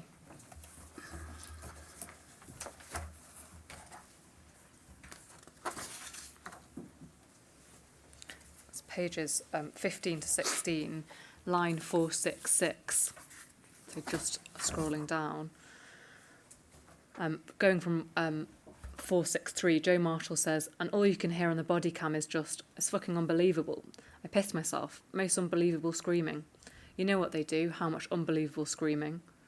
Ed Fiddy, I do love watching the playbacks. Joe Marshall, I know it sounds horrible, it sounds really horrible, but I found that quite funny. I remember the one I'd done in CSU, exactly the same thing. Took him onto his front, not his back, obviously put his arm around, and then mate is screaming. I couldn't help it, I was laughing. And Allah, they are killing me, sort of puts me in the mood for it again. And I end up thinking, am I fucking retarded? You've got to be fucking mentally retarded. You've got to be mentally retarded. Ed Fiddy, I hate it. I hate it when they're like, I'm resisting. I'm like, shut the fuck up. Do you remember this conversation, Mr. Fiddy? No. I'm sorry, I don't remember. Do you know who you were talking about? I don't know who. I don't know who this would be. Yeah, I don't know. Do you accept that it was you making these remarks? I can't remember this conversation. So. Do you know what you meant by the fact that you love watching playbacks? I'm unsure what that would mean. Because the only, from recollection, the only time you would potentially see camera footage would be during use of force training. So I don't understand. I don't know. In terms of playback, I don't know. Could you have watched it when you had to review any use of force incidents? And perhaps if there'd been a training issue or something that you were being told you need to do differently, for example. I wasn't aware of any specific sort of critique, afterwards, in terms of, what could have been done better, or, that sort of thing. So I'm unsure. I'm sorry. Do you know why you would have said that to Joe Marshall about love watching playbacks? No, I don't know why. I would have thought that would be an acceptable thing to say. I have no recollection of this conversation. What about saying, I'm like, shut the fuck up, to a detainee? Have you ever spoken to a detainee like that before? Not to my recollection. Not to your recollection, or you haven't? From my memory, no. I mean, I would treat everyone as I would like to be treated. I think in the centre there was just terrible swear words used by everyone all the time, and I think it was sort of ingrained into the language that was just prevalent in Brookhouse.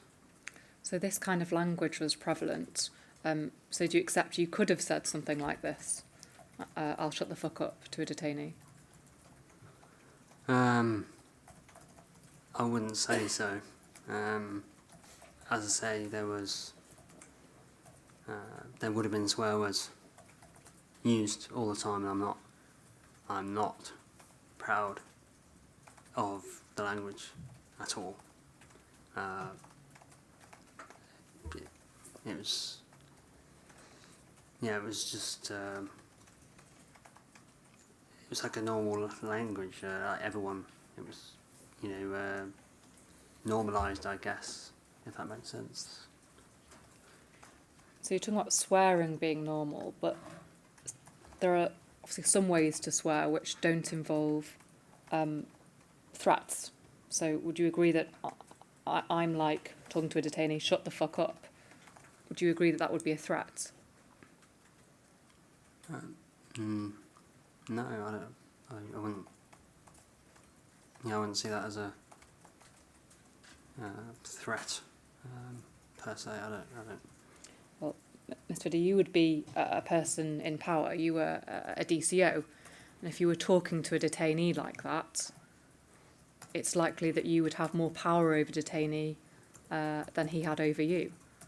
So a detention centre officer saying that to a detainee, shut the fuck up, you wouldn't agree that could be interpreted as a threat?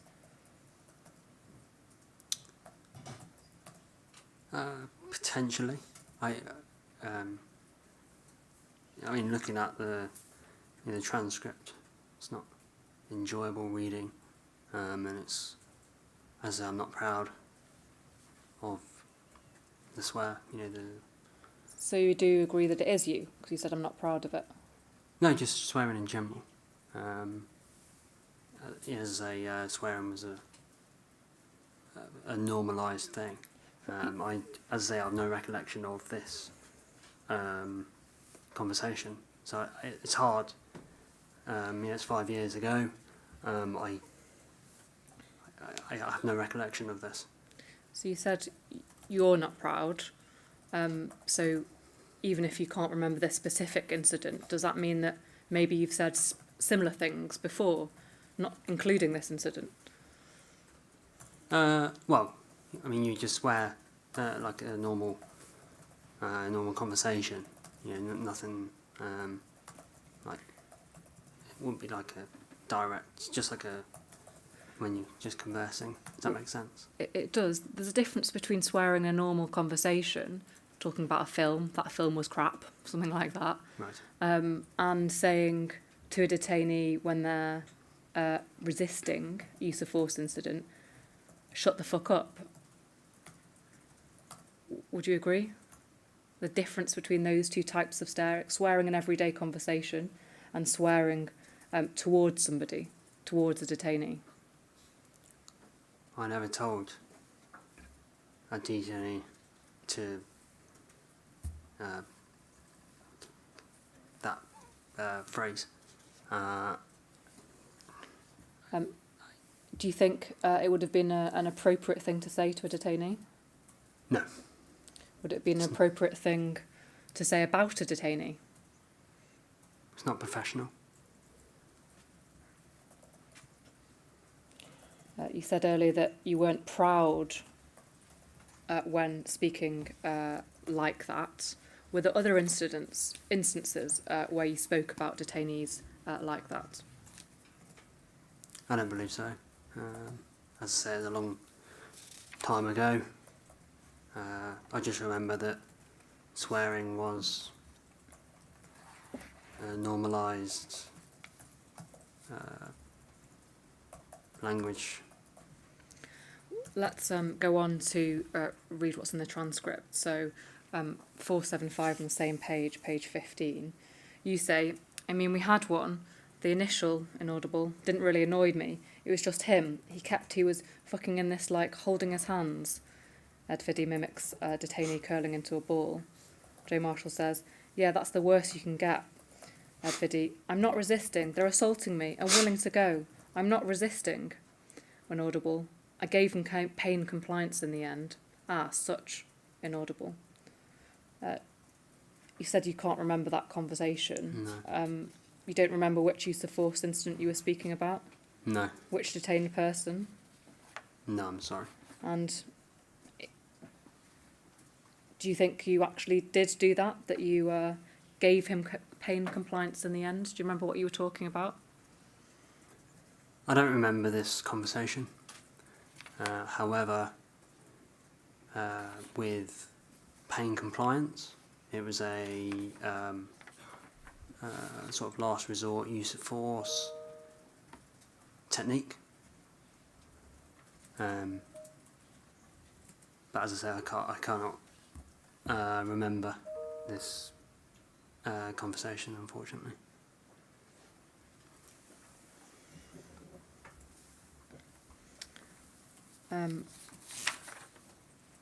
Why would you use pain compliance if a detained person wasn't resisting?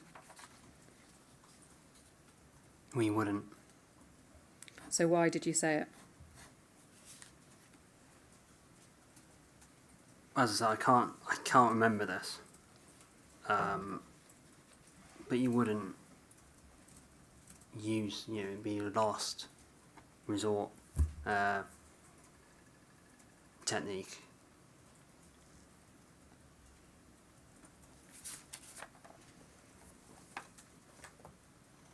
So would you agree that it's not in accordance with your training on use of force to give pain compliance, use pain compliance techniques where somebody isn't resisting? Yeah, I mean, you wouldn't, if... Yeah, the only time when I guess that was deemed acceptable was in an instant of that resisting. Do you agree it sounds there that you were trying to cause pain to the same person deliberately? I would never do that. I want to take you to an interview that you gave with an academic, Dominic Aitken, whilst at Brookhouse, which is at INQ 00088. That's the third page.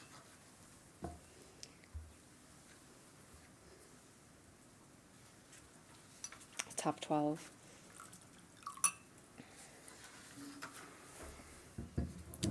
at the top of the page, said, we have to get hands-on CNR, we have to assault people, which is effectively what it is. Those comments indicate that you thought that many of the incidents of use of force or CNR at Brookhouse amounted to assault. Do you ever assault a detainee? When you have to get kitted up, or with the PPE, you're doing something that no one wants to do.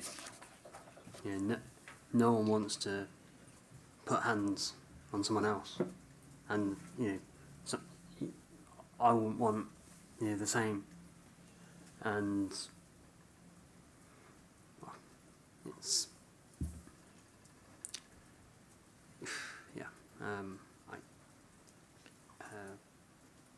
it's just not.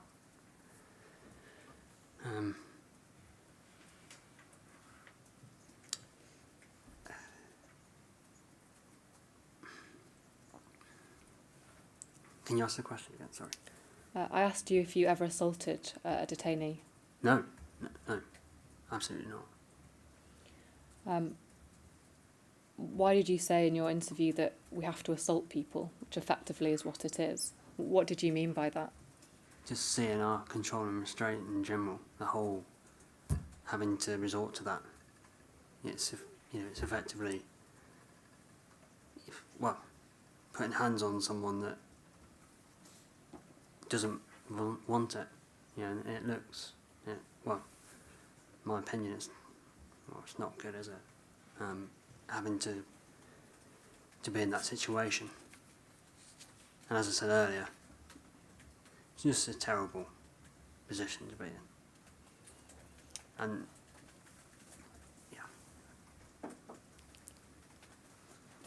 it's not good. I want to ask you about drugs. You say in your witness statement, paragraphs, take this down now, thank you. At paragraphs 37 to 38, that in the reality of Brookhouse, any drug prevention policy was not effective. Is that right? I'm unsure what the policy was or is. I mean, if there was, it was evident that something was potentially not working.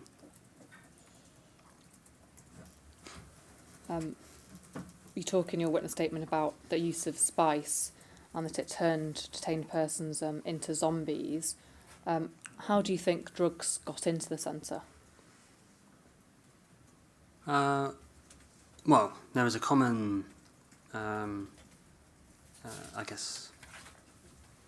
idea. It must have been through visits, post. Parcels were, sent in to reception. I know there was. I don't think she worked for G4S. Someone, I think, got sacked or something along those lines. I'm not sure. Did you know of any officers bringing drugs in? No. I want to take you now to another transcript. It's TRN 00000023 and page 2, lines 1 to 6, tab 7. These are comments that you made to Callum Tully about drugs entering Brookhouse. You say, we know there's not much coming through like before. I don't think it's a lot. It's not enough, I mean. You were talking there about drugs, weren't you, when you said, I don't think it's a lot? I don't know. I don't recall this conversation. Well, what did you think about drugs? Did you think there was not enough drugs coming into Brookhouse? There's no reason for me to think that. Drugs, they're terrible. I mean, it was a massive problem. So I don't know why, if this is correct, I don't know why I would say that. as I say, I have no recollection of this conversation. I want to take you to another transcript of comments that you made. TRN 00000031, page 5. It's tab 8. This is a transcript from the 2nd of June, a conversation with Callum Tully, where you described somebody as an absolute puffer. Who were you talking about? I have no recollection of this. Do you accept that it's you who says it? As I say, I have no recollection of this conversation. It's not words that would be in my sort of vocabulary, so I'm unsure where sort of this has come from. Would you like to see the footage? We've got the footage. We can play it. Should we watch the footage? It's Kenkov 1029, V201706200013, and it's 0025 to 0045. Thank you, Zainab.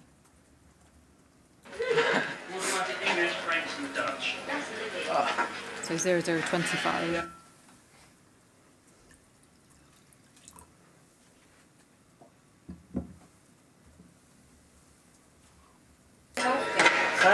Oh shit! Look at the nurse. It's burnt. It's burnt. Hot. Hot? How hurt? I think he burnt himself. You think?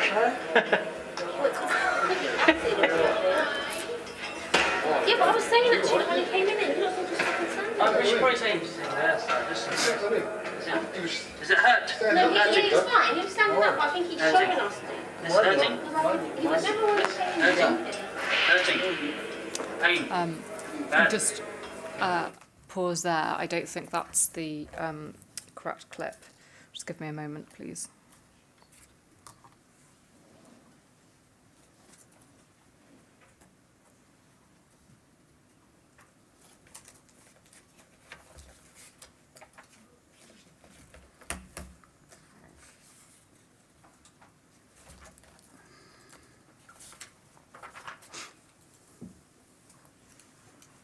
It should be V217060200013, clip 1.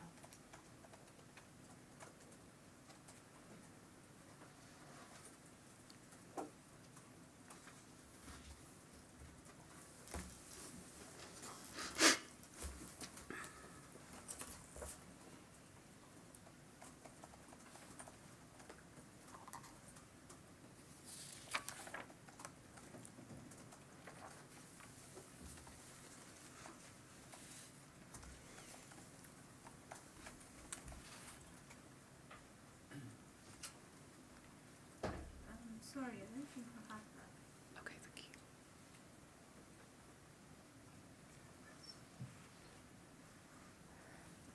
you. Chair, may I ask just to rise just for a couple of minutes? Of course, that's fine. Thank you. Thank you.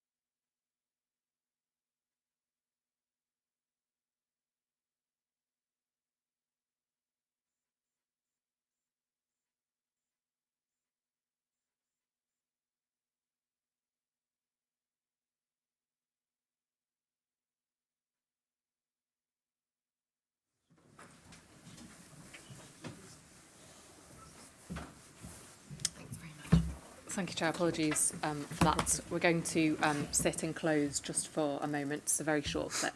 Understood, thank you.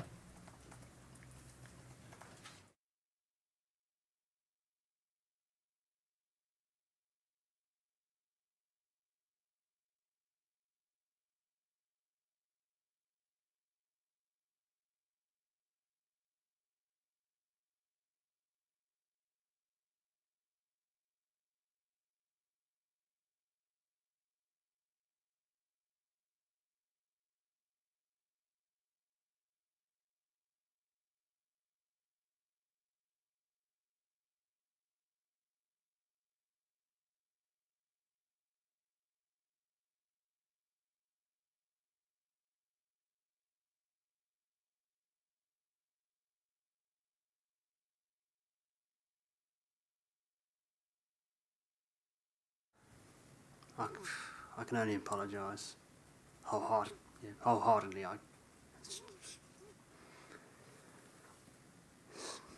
terrible language and behaviour, and I'm sorry.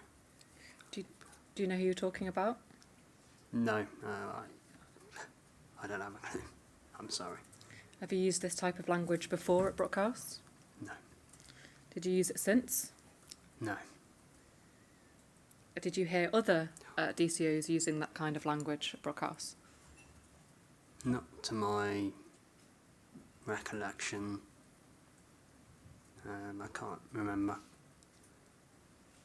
So why was it that you used it at that time? I've no explanation for that type of language. And as I say, I'm sorry. It's terrible. Can we now turn to another transcript, TRN 00000019? Sorry, Ms Townsend, can I just ask you to pause momentarily?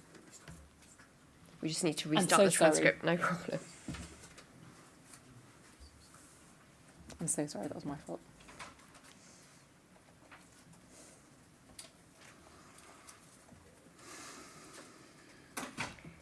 Mr Fiddy, that's because when Ms Townsend was asked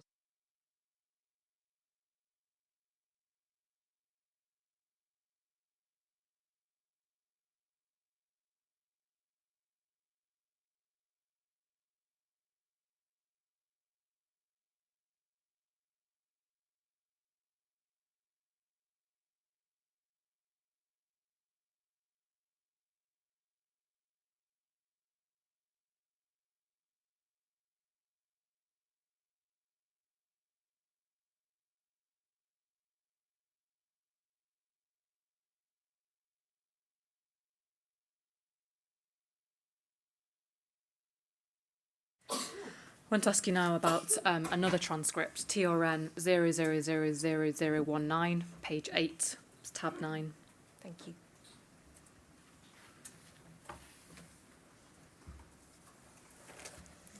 And it's page 8, towards the bottom. Just scroll down, please. Joe Marshall, 252, line 252 says Albanians, Adfidi no Moroccans, unknown, Adfidi absolute cunts. In the same conversation, you also call, DCO Marshall later called detained person a dick and a penis. Can I then move to TRN 000023, another transcript, tab 7.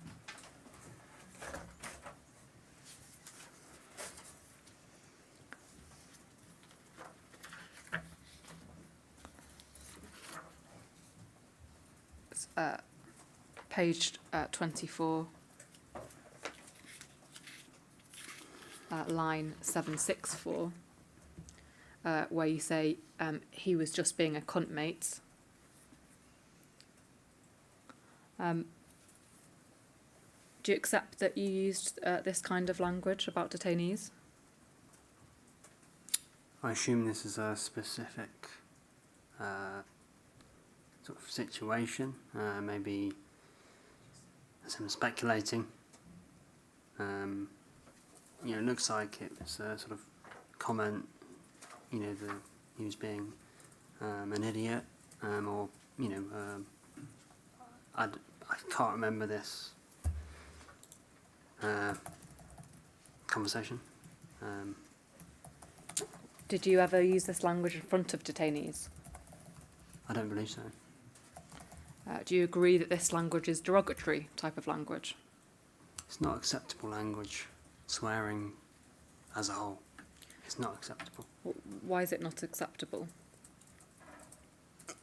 It's not nice to hear from anyone. You sort of got unaccustomed to that type of language. Unaccustomed or accustomed? Was it usual or not usual to hear that kind of language? Just swear words in general in the centre. Yeah, it was bad. Just generally from detainees, staff, like in conversation, or it was normalised, because it seemed to happen. You know, everyone was swearing. So everyone was swearing. We're specifically here talking about calling detainees cunts, dicks and penises. Was that common? Not to my recollection.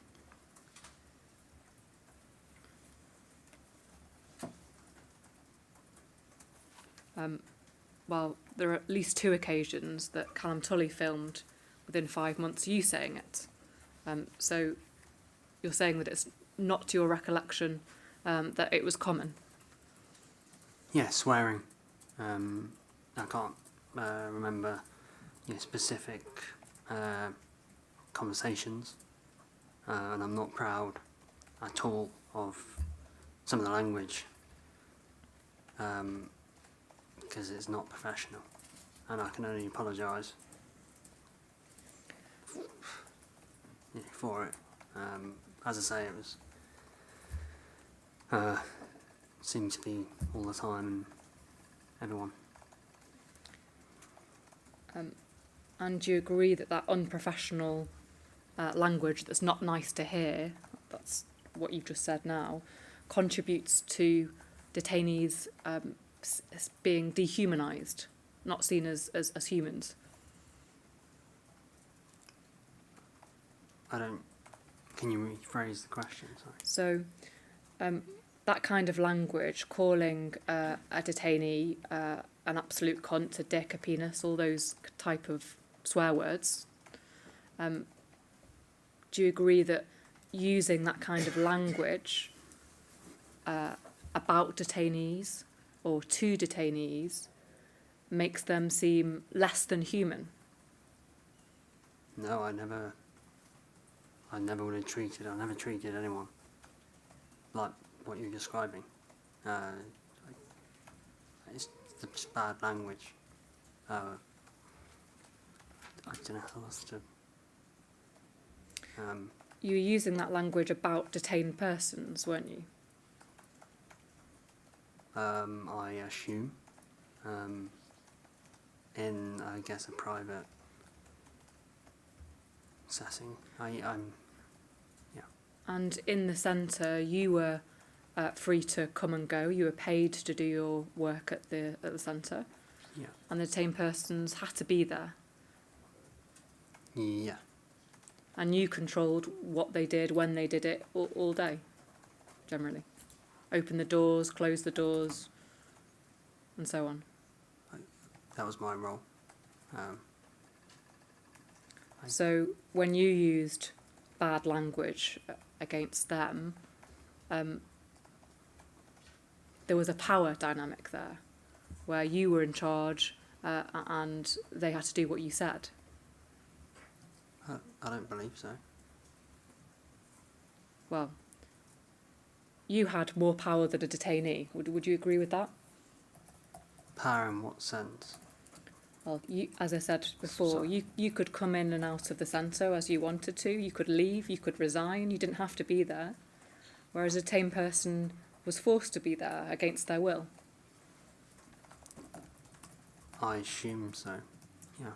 well, we said at the beginning, or you said at the beginning, that detained persons sometimes were there for years. Yeah. And obviously they didn't want to be in detention, did they? Oh, definitely not. So if you were using that kind of language against detained persons who didn't want to be there, where you could choose to be there, can you see how that might be a problem? I've said that the language is not acceptable from either side, and it was on either side. And I appreciate the. Obviously, I could go out the centre. Appreciate that. But the language was, as I say, normalised. I want to take you to a final transcript, TRN 000030, page 3 and 4, lines 78 to 87, it's tab 6.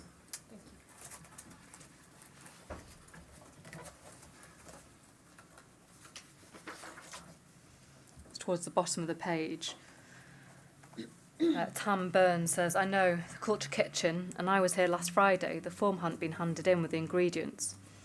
And you say, mate, I can't say what I used to say. Tam Burns says, oh my God. Joe Marsh says, no, that's the other thing. Edvidy says, if I used to say something, I used to. We had an amazing wing. Tam Burns, then you won't, because you don't know the new officers had been inaudible. Joe Marshall, on the same day, you know that mental piece on D-Wing, Tam Burns, I don't know who these people are. So you see there, you said, mate, I can't say what I used to say. Do you know what you're referring to there? No, I don't understand that. I don't recall. I don't know what that's referring to. Could this suggest that language used before that was even more offensive than the language that you've just used? I would be speculate. I don't know.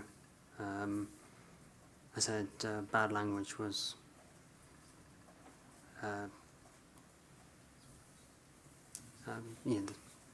same. So I don't know. You gave your evidence a little earlier, saying this. When I asked you, were there other incidents when you spoke about detainees like that? You said it wasn't professional, and you said, I don't believe so. It was a long time ago. Are you reminded now from those transcripts of other times when you did speak about detainees in those derogatory terms? No. Well, I have reminded you because we've been through them. It's not true, is it, that it was only a one-off occasion where you spoke about detainees in this way? As I said, it was normalised. I don't know whether it was stress-related. I don't know. As I say, it was just all the time the bad language from everyone. So I can only apologise for it because it's, as I say, it's not acceptable. You say at paragraph 103 of your statement that you treated all detained persons with dignity and respect. Do you wish to now amend that part of your statement? No, I treated everyone. I had a great rapport with the majority, and I think the bad language has been, I guess, taken out of context a little. Looking at it.